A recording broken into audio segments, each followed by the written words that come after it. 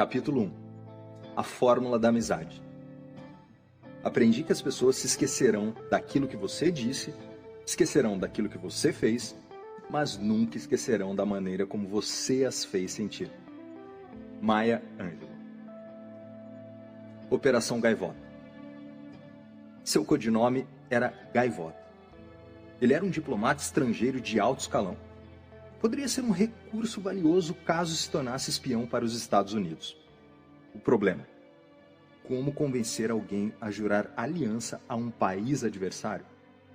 A resposta: fazendo amizade com Gaivota e apresentando uma oferta tentadora demais para recusar. A chave para essa estratégia envolvia paciência, pesquisa cuidadosa de todas as facetas da vida do Gaivota. E uma maneira de promover a relação com um colega americano em quem ele confiasse. Uma investigação sobre o Gaivota revelou que sua promoção fora rejeitada várias vezes e alguém o ouvira dizer que ele gostava de viver na América e consideraria se aposentar no país se isso fosse possível. O Gaivota também temia que a pequena pensão de seu país não fosse suficiente para uma aposentadoria confortável. Armados com esse conhecimento, os analistas de segurança acreditavam que a lealdade do Gaivota a seu país poderia ser subvertida se ele recebesse um incentivo financeiro adequado. O desafio era chegar perto bastante para fazer uma oferta financeira sem assustá-lo. Charles, o agente do FBI, recebeu ordem para cultivar lenta e sistematicamente a relação com o Gaivota como se estivesse deixando um bom vinho envelhecer, para abordá-lo no momento certo com uma oferta. O agente não poderia ser rápido demais, ou o diplomata acionaria os escudos e poderia passar a evitá-lo completamente. Em vez disso, ele recebeu instruções para orquestrar sua aproximação usando estratégias comportamentais criadas para estabelecer amizades. O primeiro passo era fazer Gaivota gostar de Charles antes de trocarem qualquer palavra. O segundo era usar os comandos verbais apropriados para traduzir aquela boa vontade numa amizade de longo prazo. A preparação para o importante primeiro encontro começou muitos meses antes de efetivamente acontecer. A inteligência havia descoberto que o Gaivota rotineiramente deixava a embaixada uma vez por semana e andava 2 quarteirões até o mercado na esquina. Armado com essa informação, Charles recebeu ordens para se posicionar em vários locais no caminho até o mercado. Ele não poderia de jeito nenhum abordar ou ameaçar o diplomata. Deveria simplesmente estar lá para que ele pudesse vê-lo. Como um agente de inteligência treinado, não demorou até o Gaivota notar o agente do FBI, que, a propósito, não fez esforço algum para esconder sua identidade. Uma vez que Charles não fez menção alguma de interceptar ou falar com seu alvo, ele não se sentiu ameaçado e se acostumou a ver o americano em suas idas ao mercado. Após várias semanas juntos, na mesma vizinhança, o Gaivota fez contato visual com o agente americano. Charles acenou com a cabeça, reconhecendo sua presença, mas não mostrou interesse além disso. Mais semanas se passaram e, enquanto isso, Charles incrementava a interação não verbal entre ambos, aumentando o contato visual, elevando as sobrancelhas, inclinando a cabeça e erguendo o queixo. Todos códigos não verbais que os cientistas descobriram ser interpretados pelo cérebro como sinais amistosos. 2 meses se passaram antes de Charles dar o próximo passo. Ele seguiu Gaivota até o mercado, mas manteve distância. A cada nova ida ao mercado, Charles continuou entrando também no estabelecimento, ainda mantendo distância, mas aumentando o número de vezes em que cruzava com o diplomata nos corredores e aumentando a duração do contato visual. Notou que o Gaivota levava uma lata de ervilhas a cada compra. Com essa nova informação, o Charles esperou mais algumas semanas e então, em certa ocasião, seguiu o Gaivota para dentro do mercado, como de costume, mas dessa vez com o objetivo de se apresentar. Quando ele foi apanhar a lata de ervilhas, Charles apanhou a lata ao lado, virou e disse: "Olá, meu nome é Charles, eu sou um agente especial do FBI." O Gaivota sorriu e disse: "Foi o que eu pensei." A partir desse encontro inócuo, os dois desenvolveram uma amizade próxima. O Gaivota finalmente concordou em ajudar seu novo amigo do FBI, passando regularmente informações secretas. Um observador casual, assistindo à lenta aproximação que durou vários meses, poderia se perguntar por que demorou tanto para o primeiro diálogo acontecer. Não foi por acidente. Na verdade, todo o recrutamento foi uma cuidadosa operação psicológica criada para estabelecer um elo de amizade entre dois homens que, sob circunstâncias normais, nunca contemplariam uma relação assim. Como membro do Programa de Análise Comportamental do FBI, fui destacado junto a meus colegas para orquestrar o cenário de recrutamento do Gaivota. Nosso objetivo era fazer o diplomata se sentir confortável bastante com o nosso agente do FBI para que uma reunião pudesse acontecer e, se tivéssemos sorte, mais reuniões acontecessem caso Charles conseguisse causar uma boa impressão. Nossa missão era mais difícil que o normal, porque o Gaivota era um oficial de inteligência altamente treinado que constantemente ficaria em alerta com qualquer pessoa que despertasse suspeita, o que o faria evitar tal pessoa a todo custo. Para que Charles fosse bem-sucedido no encontro cara a cara, o diplomata precisaria estar psicologicamente confortável com seu colega americano. E para isso acontecer, Charles precisaria dar passos específicos que, no fim das contas, tiveram sucesso. Os passos que Charles precisou seguir para ganhar a confiança do Gaivota são os mesmos que você deve tomar para desenvolver amizades de curto ou longo prazo. Usando o caso do Gaivota como pano de fundo, vamos examinar os passos que Charles completou para recrutar seu alvo usando a fórmula da amizade. A fórmula da amizade. A fórmula da amizade consiste em 4 blocos básicos: proximidade, frequência, duração e intensidade. Estes 4 elementos podem ser expressos usando a seguinte fórmula matemática: amizade igual a proximidade, mais frequência, mais duração, mais intensidade. Proximidade é a distância entre você e o outro indivíduo e sua exposição a esse indivíduo com o passar do tempo. No caso do Gaivota, Charles não andou simplesmente até o diplomata e se apresentou. Esse comportamento resultaria em Gaivota deixando rapidamente a cena. As condições do caso requeriam uma abordagem mais calculada que permitisse tempo para ele acostumar-se com Charles e não enxergá-lo como ameaça. Para alcançar esse objetivo, o fato da proximidade foi empregado. A proximidade serve como um elemento essencial em todas as relações pessoais. Estar presente no mesmo espaço do seu alvo é algo crucial para o desenvolvimento de uma relação pessoal.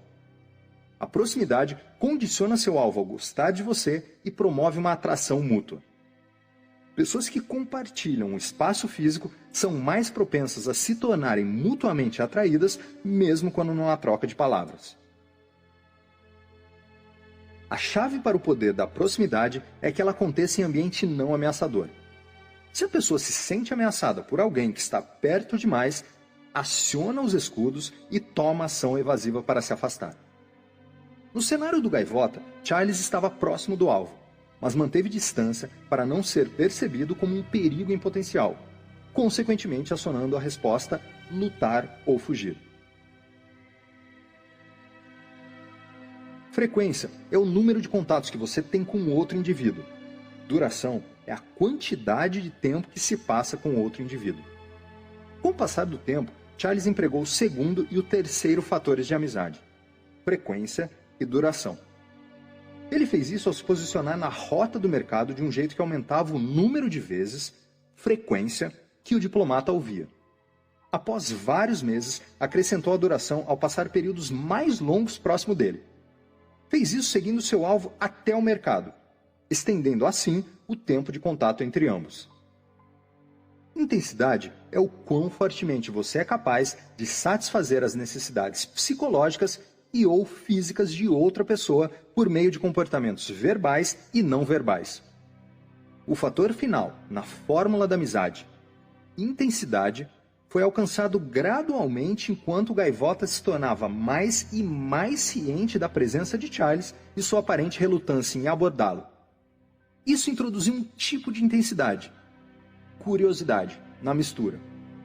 Quando um novo estímulo é introduzido no ambiente de uma pessoa, nesse caso, um estranho entra no mundo do Gaivota, o cérebro é programado para determinar se esse novo estímulo representa uma ameaça.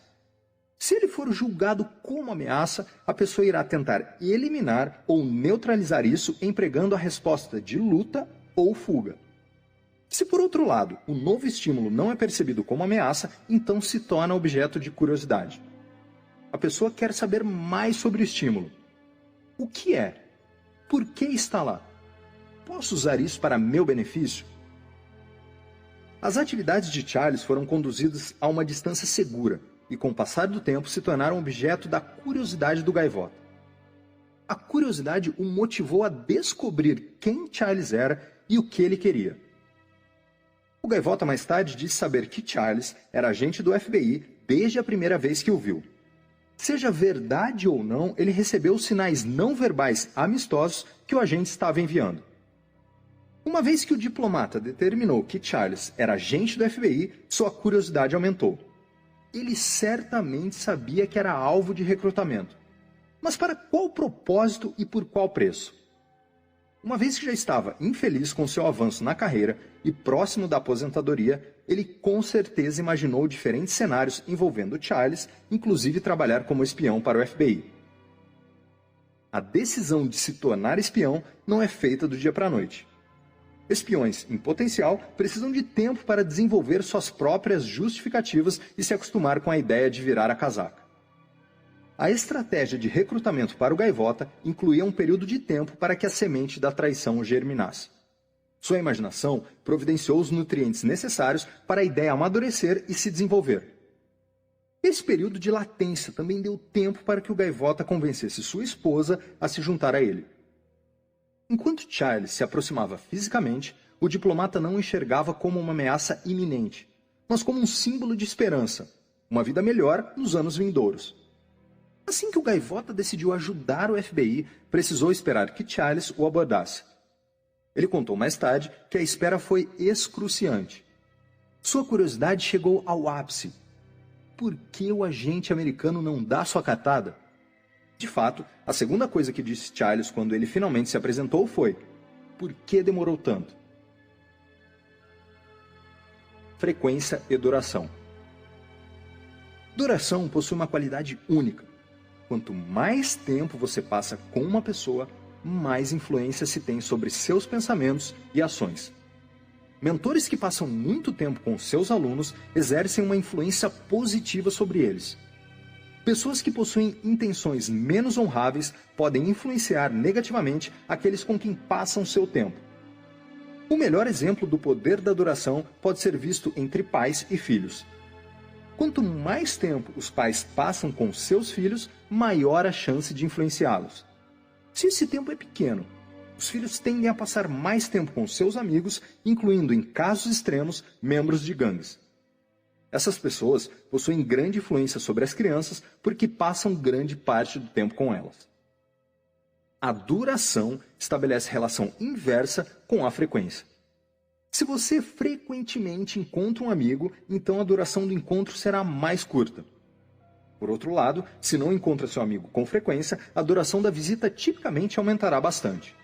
Por exemplo, se você encontra um amigo todos os dias, a duração das visitas pode ser baixa porque você pode se atualizar com os eventos à medida que eles acontecem. No entanto, se você apenas encontra seu amigo 2 vezes ao ano, a duração das visitas será maior. Pense numa ocasião em que você jantou em um restaurante com um amigo que não via há muito tempo. Vocês provavelmente passaram várias horas atualizando os eventos de suas vidas. A duração do mesmo jantar seria consideravelmente menor se você encontrasse um amigo com regularidade. Por outro lado, em relações amorosas, frequência e duração são muito altas porque casais, principalmente os recém-formados, querem passar o máximo de tempo juntos. A intensidade da relação também será alta. Autoavaliação da relação. Pense sobre o começo de alguma relação sua, atual ou do passado. Você agora deve ser capaz de enxergar que ela se desenvolveu de acordo com os elementos da fórmula da amizade. A fórmula também pode ser usada para identificar as partes de uma relação que precisam de melhorias. Por exemplo, se um casal sente que seu casamento de vários anos está se deteriorando, mas não sabe como consertá-lo, sua relação pode ser autoavaliada olhando para a interação de cada elemento da fórmula da amizade. O primeiro elemento a avaliar é a proximidade. O casal compartilha o mesmo espaço ou busca separadamente seus próprios objetivos, ficando raramente no mesmo espaço físico? O segundo elemento é a frequência. Eles frequentemente passam tempo juntos? O terceiro elemento é a duração. Quanto tempo eles passam juntos quando se encontram? O quarto elemento é a intensidade, a cola que mantém as relações inteiras. O casal pode ter proximidade, frequência e duração, mas pouca intensidade. Um exemplo dessa combinação é um casal que passa muito tempo em casa assistindo a televisão juntos, mas não interage com nenhuma emoção. Eles poderiam sair mais à noite para reavivar os sentimentos que possuíam um pelo outro quando se conheceram. Poderiam desligar a televisão por algumas horas toda a noite e conversar, intensificando assim a relação. As combinações dos 4 elementos da fórmula da amizade são vastas, dependendo de como os casais interagem. Em muitos casos, um membro da relação viaja a trabalho na maior parte do ano. A falta de proximidade pode afetar negativamente a relação, porque isso geralmente leva a uma redução da frequência, duração e intensidade. A falta de proximidade pode ser superada com a tecnologia. Frequência, duração e intensidade podem ser mantidas com a ajuda de e-mails, bate-papos, mídias sociais e etc.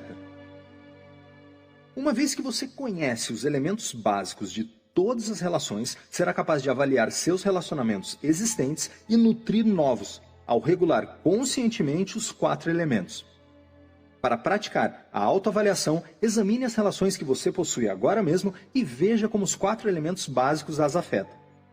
Se quer fortalecer uma relação, pense em maneiras de regular a fórmula da amizade para alcançar o resultado desejado.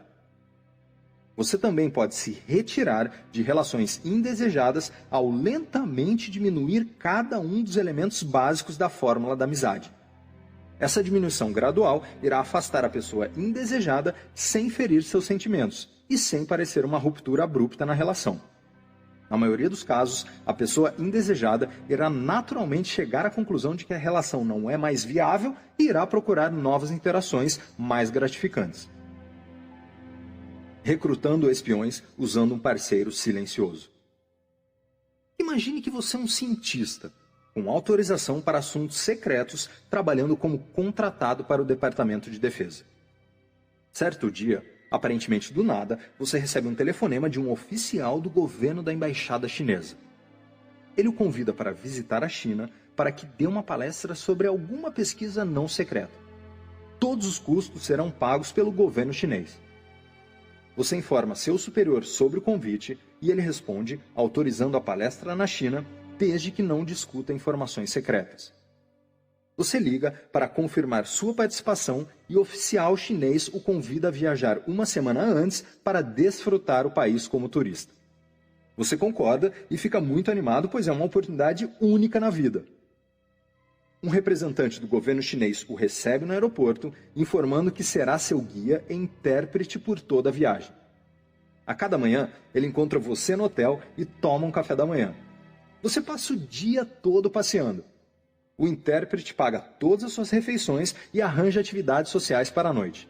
Ele é amigável e compartilha informações sobre sua família e vida social. Você retribui compartilhando informações sobre sua família, nada importante, apenas nomes da esposa e filhos, datas de aniversários, seu aniversário de casamento e os feriados religiosos que você e sua família celebram. Com o passar dos dias, você fica surpreso por possuir tantas coisas em comum com seu intérprete, apesar das grandes diferenças culturais. O dia da palestra chega. O anfiteatro está lotado. Sua palestra é bem recebida. No final, um dos participantes se aproxima e diz que está muito interessado em sua pesquisa. Diz que ela é fascinante e inovadora e faz uma pergunta relacionada ao trabalho secreto que você vem desenvolvendo e que possui relação com a sua pesquisa. A resposta depende de uma informação sensível, mas não secreta. Você fica contente em poder dar a informação junto a uma longa explicação, mesmo que precise tangenciar informações delicadas. Enquanto espera para embarcar no avião de volta para os Estados Unidos, seu intérprete informa que sua palestra foi um tremendo sucesso e que o governo chinês gostaria de convidá-lo novamente no ano seguinte. Já que o pequeno anfiteatro ficou lotado, você será recebido num salão maior no ano seguinte. O chinês ofereceu uma oportunidade para o cientista se sentir orgulhoso, que é a forma mais poderosa de elogio. Essa técnica de abordagem será discutida mais tarde. E a propósito, sua esposa já está convidada para acompanhá-lo com todas as despesas pagas. Como agente de contra-inteligência do FBI, fui destacado várias vezes para interrogar cientistas que viajavam para fora do país para apontar se eles tinham sido abordados por oficiais de inteligência estrangeiros em busca de informações secretas. Entrevistei muitos cientistas que descreveram histórias semelhantes a essa. Todos relataram que os chineses foram anfitriões impecáveis e nunca perguntaram nada sobre informações secretas. Não houve nenhum incidente desagradável. Fim de papo. Mas o que me incomodava eram os comentários dos cientistas de que possuíam tanto em comum com seus intérpretes. Por causa das diferenças culturais, isso aguçou minha curiosidade. Eu sabia que estabelecer coisas em comum era o jeito mais rápido de criar uma conexão. Essa técnica será discutida no capítulo 2. Então, usei a fórmula da amizade para aprofundar a avaliação das visitas dos cientistas. Certamente a proximidade era um item relevante. A frequência era baixa, pois os cientistas visitavam a China uma vez por ano. Se a frequência é baixa, então a duração precisa ser alta para se desenvolver uma relação pessoal. A duração era alta. O mesmo intérprete encontrava os cientistas logo pela manhã, todos os dias, e passava o dia e a noite toda com eles. Baseado nos assuntos das conversas, constatei que a intensidade também era alta. E então a ficha finalmente caiu. Os cientistas estavam sendo recrutados, mas não sabiam disso. E até aquele ponto, eu também não. Os cientistas, e por um tempo eu também, não enxergamos os esforços de recrutamento. Os chineses, cientes ou não, usaram a fórmula da amizade, que descreve a maneira como as pessoas naturalmente desenvolvem amizades. Por ser um processo natural, o cérebro não percebe essa sutil técnica de recrutamento. Desse ponto em diante, entrevistei os cientistas usando a fórmula para determinar se alguma tentativa de recrutamento acontecera. Pedi especialmente que descrevessem a proximidade, a frequência, a duração e a intensidade da interação com qualquer pessoa que encontraram durante a visita. Também os instruí, antes de irem para a China, a terem cuidado com as técnicas sutis que os chineses estavam usando para conhecer nossos segredos. A fórmula da amizade e você. Pelo resto deste livro, a fórmula da amizade será usada como alicerce para a construção de amizades.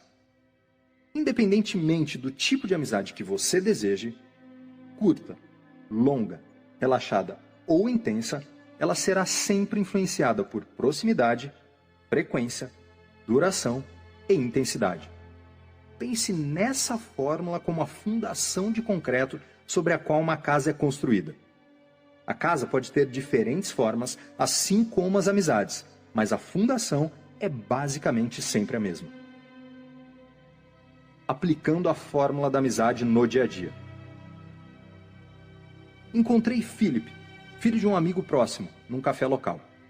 Philip havia se formado recentemente numa faculdade de cidade pequena e conquistado seu primeiro emprego em Los Angeles. Ele era solteiro e queria fazer novos amigos. Havia vivido sua vida inteira em cidades pequenas e de repente se mudou para uma cidade grande onde fazer amigos parecia uma tarefa assustadora. Aconselhei-o a frequentar rotineiramente um bar perto de seu apartamento e exibir sinais amistosos assim que entrasse para enviar a mensagem de que ele não era uma ameaça. Sinais amistosos serão descritos no próximo capítulo. Sentando-se depois, sozinho, no balcão ou numa mesa. Suas visitas diárias ao bar permitiriam que a proximidade acontecesse, e suas constantes aparições fariam a frequência e a duração se estabelecerem. Com cada visita, ele poderia gradualmente aumentar a intensidade, o componente final da fórmula da amizade, olhando para os outros clientes por um pouco mais de tempo e sorrindo. Philip precisava de um gancho de curiosidade para atrair as pessoas. Ele me disse que era colecionador de bolinhas de gude antigas.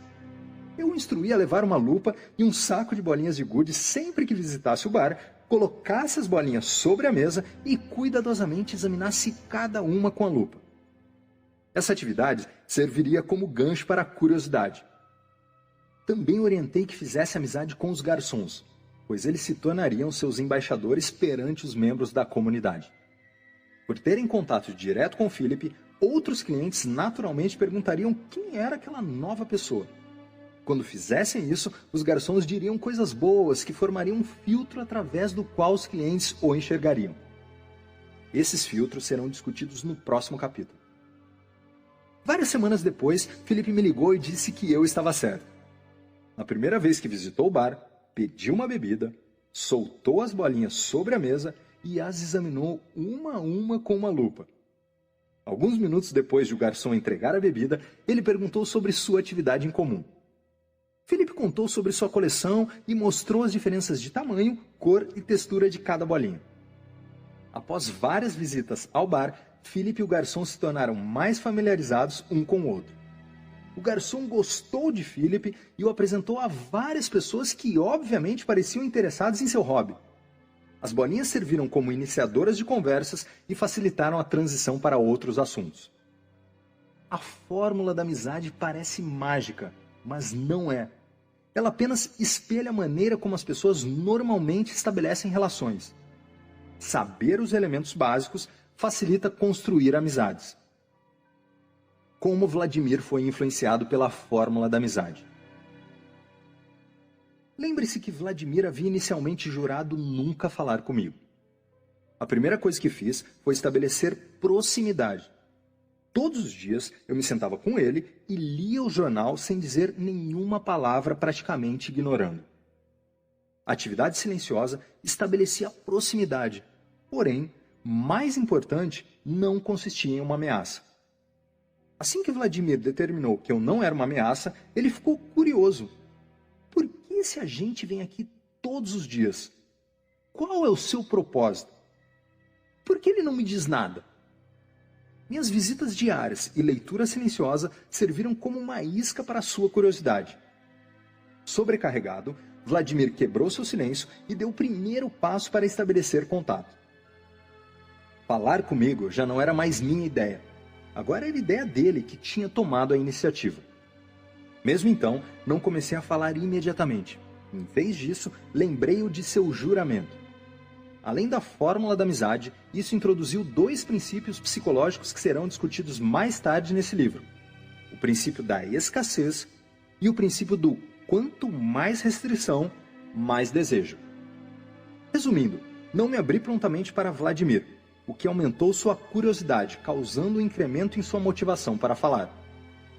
Assim que ele abriu seu espaço pessoal e psicológico para mim, pude usar as técnicas de construção de conexão discutidas neste livro para trazê-lo ao ponto onde ele voluntariamente me entregou as informações.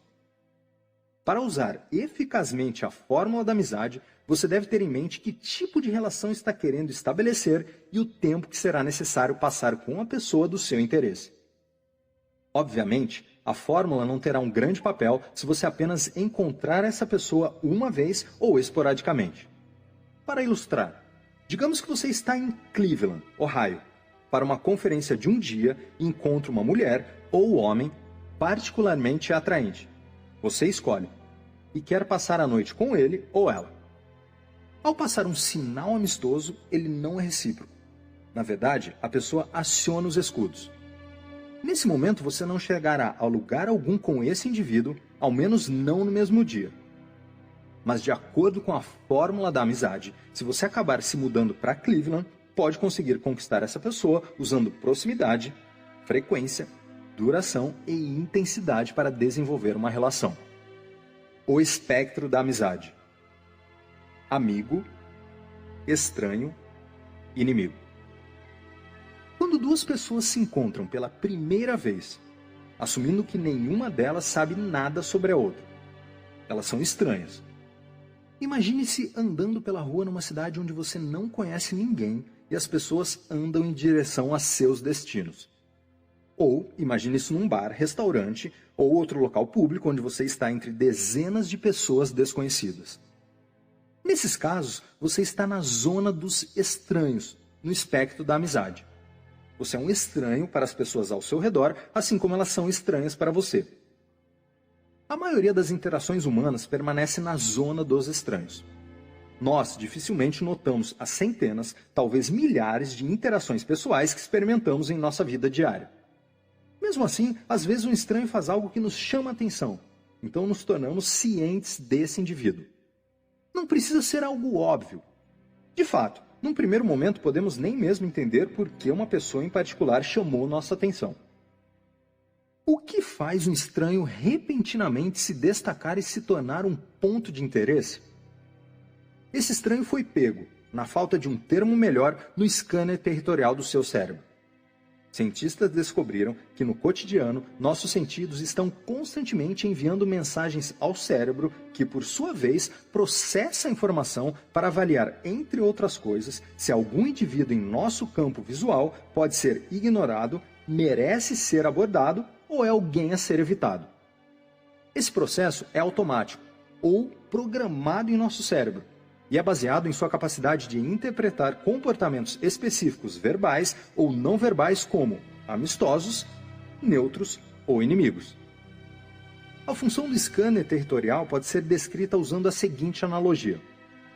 Uma mulher está caminhando numa praia. Enquanto anda, ela segura um detector de metal à sua frente, oscilando para a esquerda e para a direita.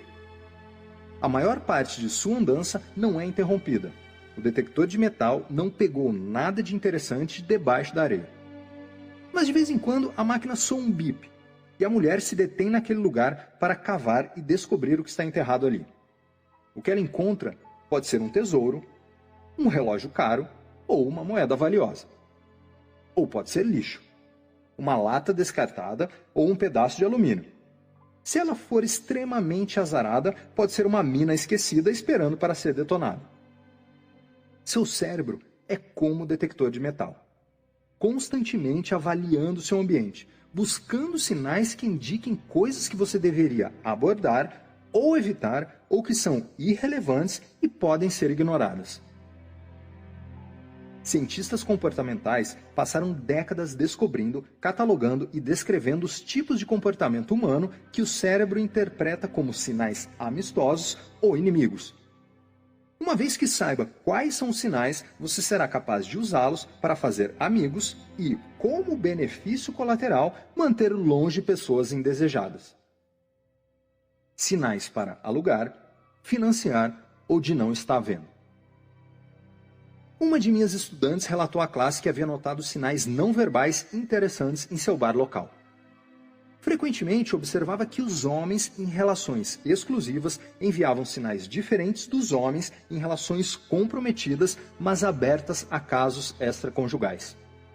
Ela comentou que podia sentir fortes sinais não verbais inimigos de alguns homens casados que desencorajavam qualquer atenção pessoal indesejada.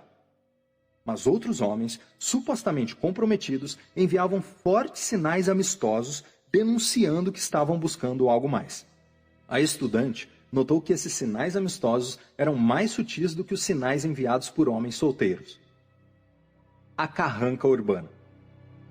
Você já se perguntou por que certo indivíduo parece possuir um talento para atrair outros, causando uma boa impressão e fazendo as pessoas gostarem dele, enquanto outra pessoa, igualmente atraente e bem-sucedida, parece não conseguir duplicar esse apelo magnético? Geralmente, tudo se resume ao envio inconsciente de sinais inimigos. Outra estudante me contou, infelizmente para ela, um grande exemplo disso. Ela mencionou que estava tendo dificuldade em fazer amizades na faculdade onde leciona. Disse que as pessoas comentavam que ela parecia fria, distante e fechada, mas que assim que a conheciam, facilmente desenvolviam uma relação. Enquanto conversávamos, descobri que ela cresceu numa vizinhança perigosa em Atlanta, onde precisou aprender desde cedo a se proteger. Disse que ela não precisava melhorar suas habilidades de comunicação, mas mudar a maneira como se apresentava para as pessoas. Ela não havia parado de mostrar sua carranca urbana para o mundo.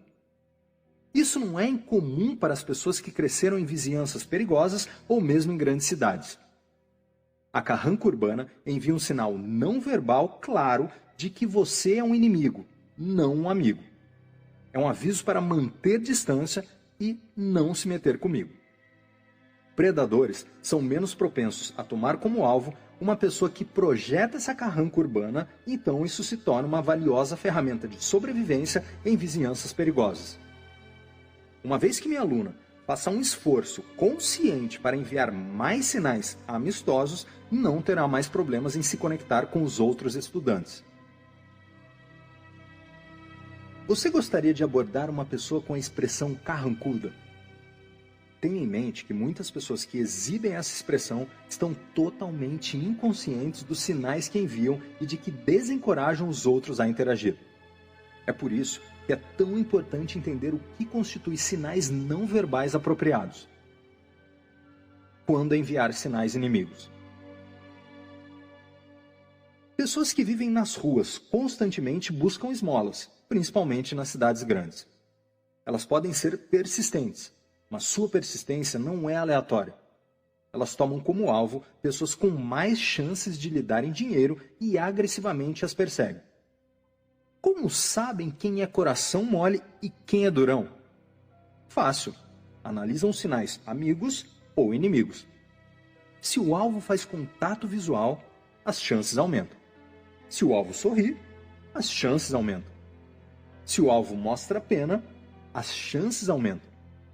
Se você constantemente vira alvo de pedintes e mendigos, provavelmente é porque está enviando inconscientemente sinais não verbais que convidam ao contato pessoal. Sem contato pessoal, as chances de receber dinheiro são inexistentes. Pedintes sabem disso e perseguem alvos com maior probabilidade de sucesso. Portanto, nesse caso, uma carranca urbana pode ser bastante útil. Certa vez, quando era adolescente, eu estava andando numa vizinhança que não me era familiar e que no fim se mostrou ser bastante perigosa. Eu era realmente um peixe fora d'água ali. Um homem mais velho, que reconheceu que eu estava fora da minha zona de conforto, veio em meu resgate. Ele me ofereceu um conselho não solicitado, mas extremamente valioso para que eu pudesse sair dali em segurança. Ande como se tivesse um lugar para ir. Balance os braços e dê passos decididos. Se alguém falar com você, responda como se tivesse algo a dizer. Se puder fazer isso, você não será visto como uma vítima em potencial e terá menos chances de se tornar uma. Foi um bom conselho na época e continua sendo agora. Suas comunicações não verbais, seu comportamento, e verbais, aquilo que você diz, enviam sinais para aqueles ao seu redor. Mover-se decididamente possui um propósito. Para um predador em potencial, você tem menos chances de ser visto como presa. Assim como um antílope saudável, e alerta provavelmente não será a primeira escolha de um leão que está perseguindo um grupo de animais na savana africana. Cullen Hightower fez uma observação muito perspicaz. Estranhos são a matéria-prima das amizades. Sempre que você encontra uma pessoa pela primeira vez, esse indivíduo começa como um estranho. E no momento do contato, ocupa a exata posição do meio no espectro amigo-inimigo. Se você usar os sinais verbais e não verbais discutidos neste livro, pode transformar estranhos em amigos. O patamar humano. Imagine-se dirigindo do trabalho para casa e de repente você percebe que um carro está colado na sua traseira.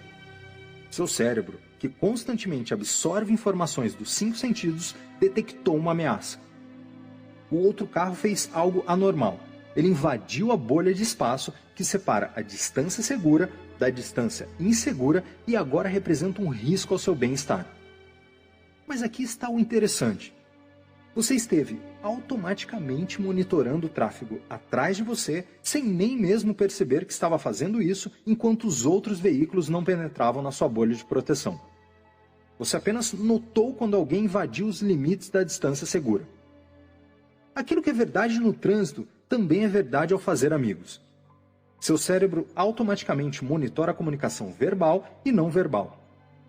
Quando as informações são avaliadas como normais e não ameaçadoras, você responde a elas automaticamente. Elas não levantam suspeitas ou sensação de perigo. É por isso que as técnicas que você irá aprender funcionam. Todas elas se encaixam no patamar humano. Mesmo que você pense que uma pessoa perceberia o que você está fazendo, ela não perceberá, pois o cérebro detecta esses comportamentos como normais e, assim como o carro seguindo numa distância segura, eles não levantam suspeitas. Ao longo deste livro, enfatizaremos os sinais amigos e inimigos. Eles entram no comportamento básico dos seres humanos e podem ser usados para incrementar suas relações. Cada um possui a capacidade de usar esses sinais. Na verdade, todos nós usamos durante a vida. Infelizmente, muitas pessoas não conhecem todos os sinais disponíveis para usar e ou como usá-los mais eficazmente. Isso é ainda mais verdadeiro hoje do que no passado, por causa dos avanços tecnológicos que têm sufocado o desenvolvimento de nossa inteligência emocional. Fazendo amigos no mundo de hoje. Certa vez, convidei 2 estudantes para subirem até o palco na frente da classe no começo de uma palestra. Pedi que eles se sentassem cara a cara e conversassem um com o outro por 5 minutos. Eles se surpreenderam e perguntaram sobre o que deveriam conversar. Disse para falarem sobre qualquer coisa que quisessem e eles não conseguiram pensar em nenhum assunto. Apenas sentaram lá e ficaram olhando um para o outro. Eu então instruí que virassem as cadeiras para que ficassem de costas e então conversassem com mensagens de texto. Surpreendentemente, não tiveram problema algum em conversar via texto pelos 5 minutos seguintes. E aí mora o problema. Antes dos celulares e videogames, as crianças aprendiam habilidades sociais básicas durante interações cara a cara na escola. Aprendiam tudo sobre fazer amigos e como lidar com conflitos e diferenças interpessoais. Era lá que se aprendia a socializar. Enquanto isso, as crianças aprendiam a ler e a transmitir sutis sinais não verbais, mesmo não tendo consciência disso. No mundo de hoje, ninguém brinca mais como as gerações anteriores. As crianças ficam em casa jogando videogame e trocam mensagens de texto. Claro, existem esportes e atividades nas escolas, mas a interação social, cara a cara, tem sido drasticamente reduzida em nosso mundo tecnológico. Isso é ruim. Não é que as crianças tecnológicas não possuam a capacidade de absorver as habilidades sociais e os sinais. Acontece que elas não praticam o bastante para afiar essas habilidades e se tornarem eficazes em lidar com relações cara a cara.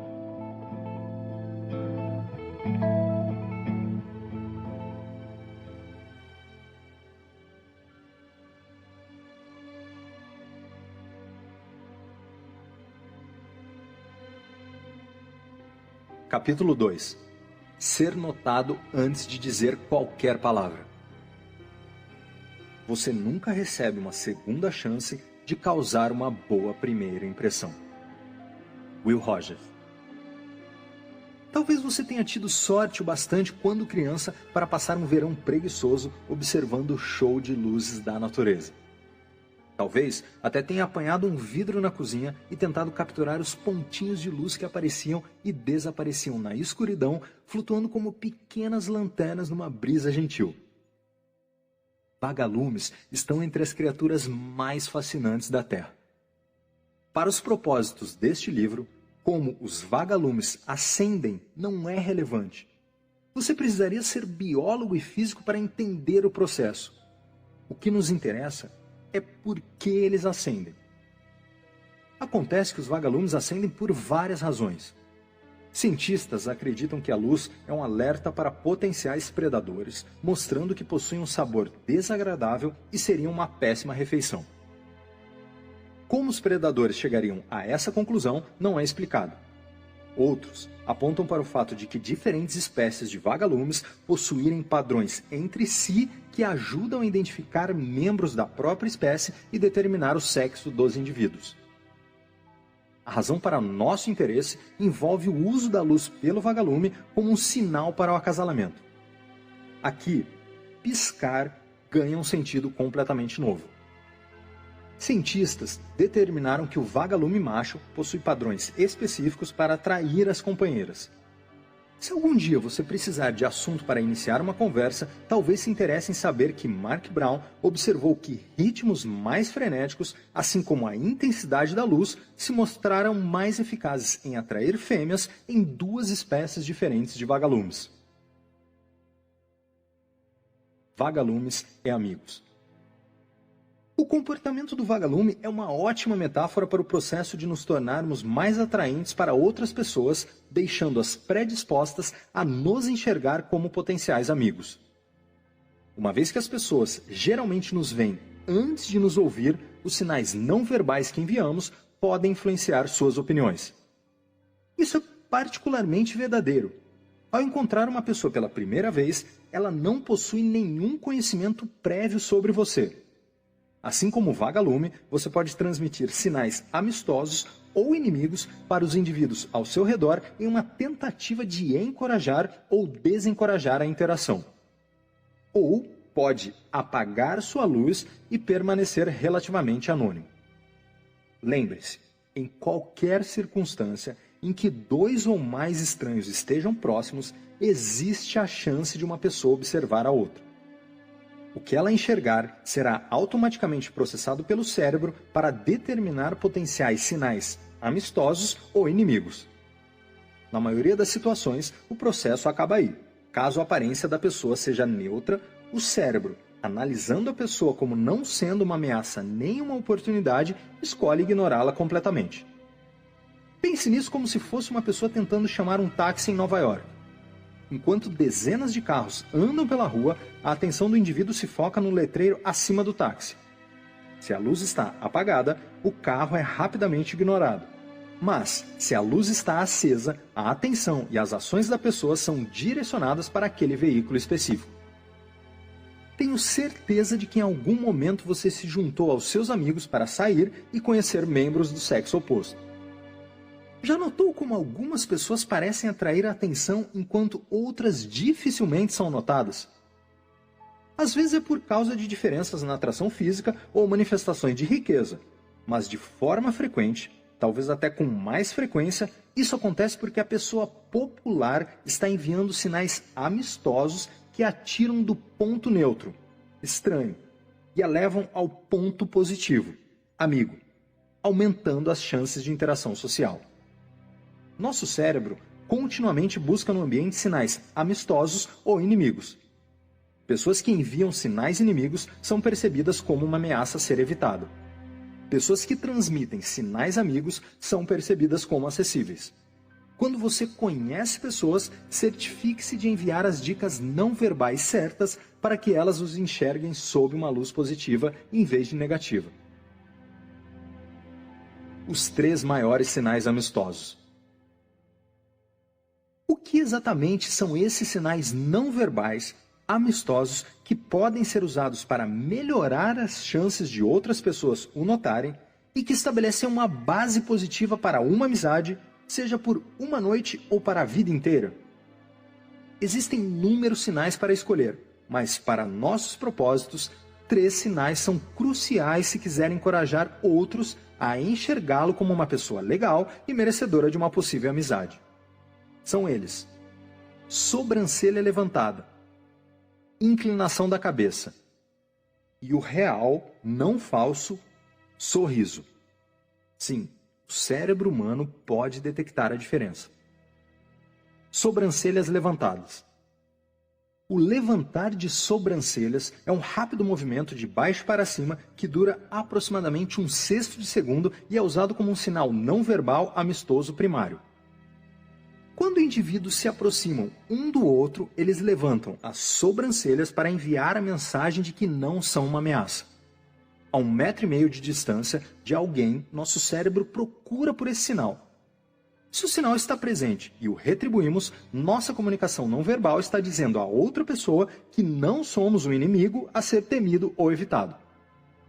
A maioria das pessoas não percebe que suas sobrancelhas se levantaram porque o gesto é quase inconsciente.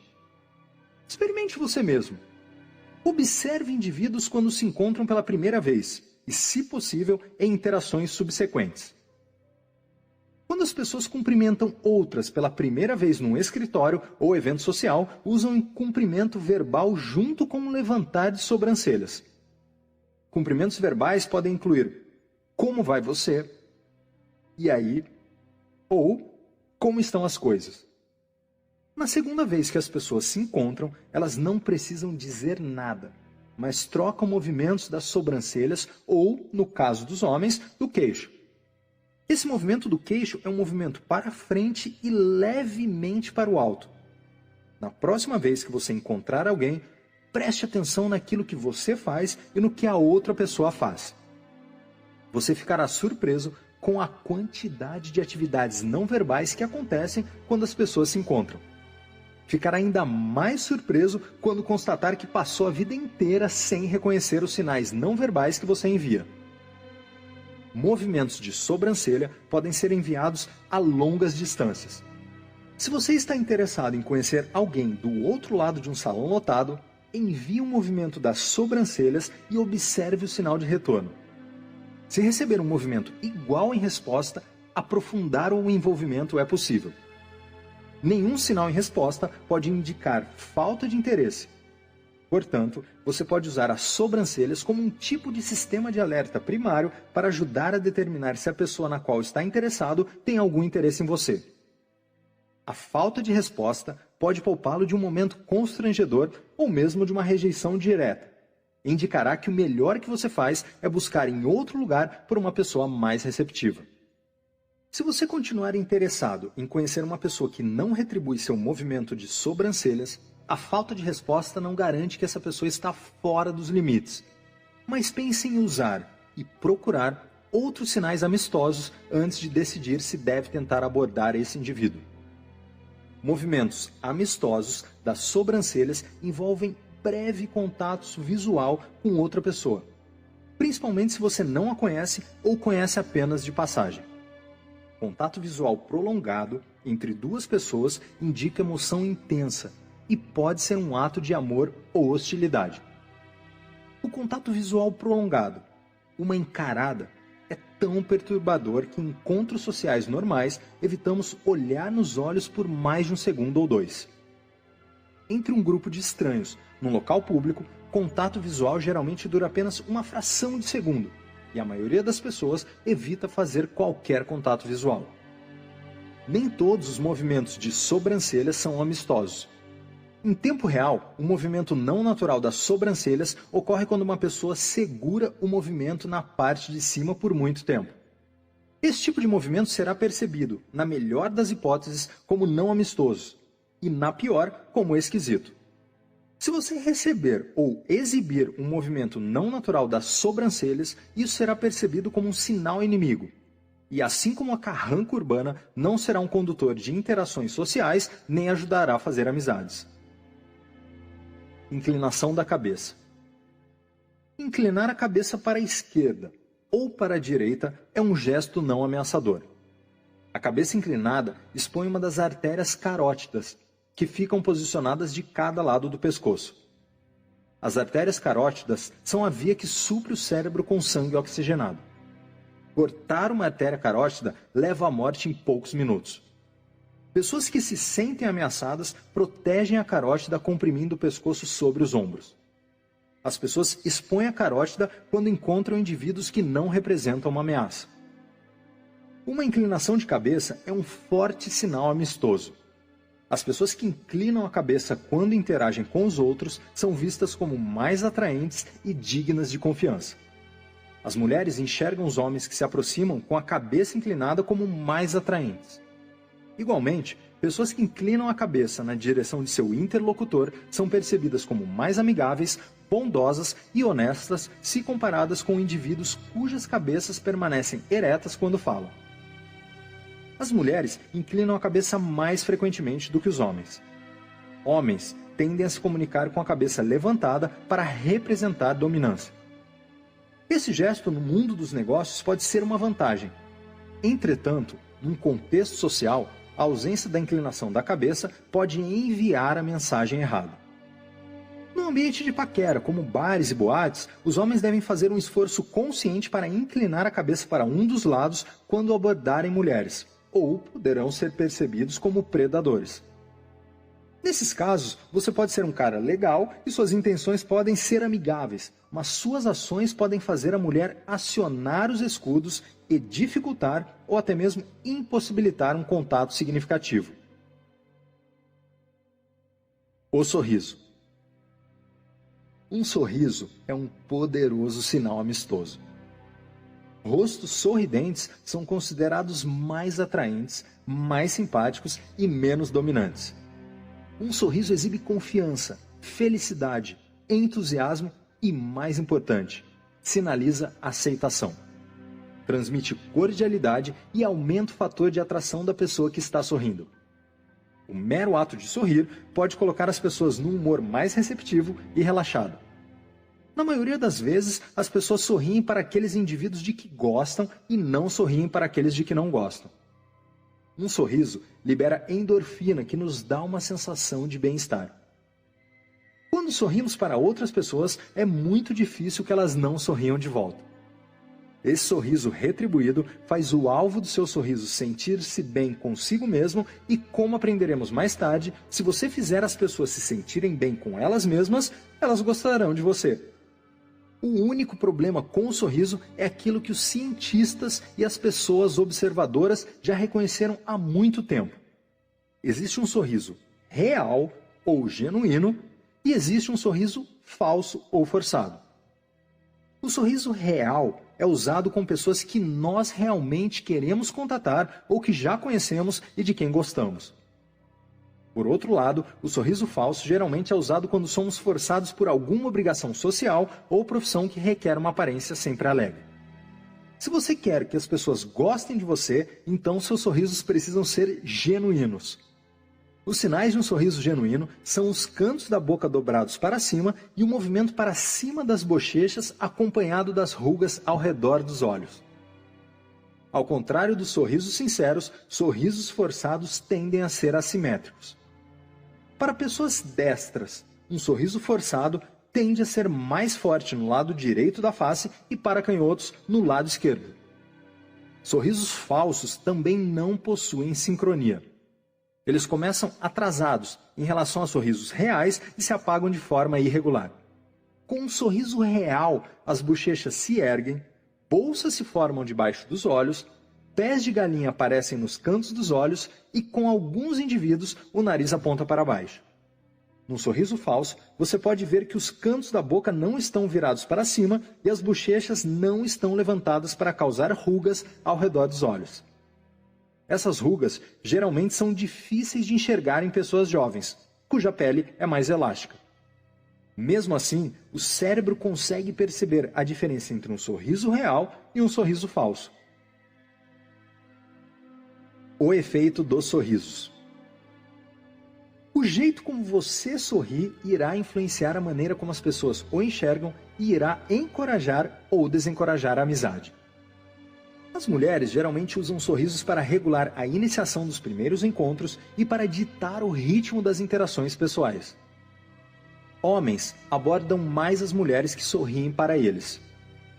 Um sorriso sincero dá aos homens permissão para se aproximarem. Um sorriso forçado ou inexistente envia a mensagem de que a mulher não está interessada. Igualmente, a mulher pode enviar a mensagem de que está aberta a aproximações, regulando frequência e intensidade dos sorrisos em conjunto com outros sinais amistosos. Aprender como produzir um sorriso real quando quiser, principalmente quando você não está com humor para isso, requer prática. Fique em frente ao espelho e pratique sorrisos falsos e reais.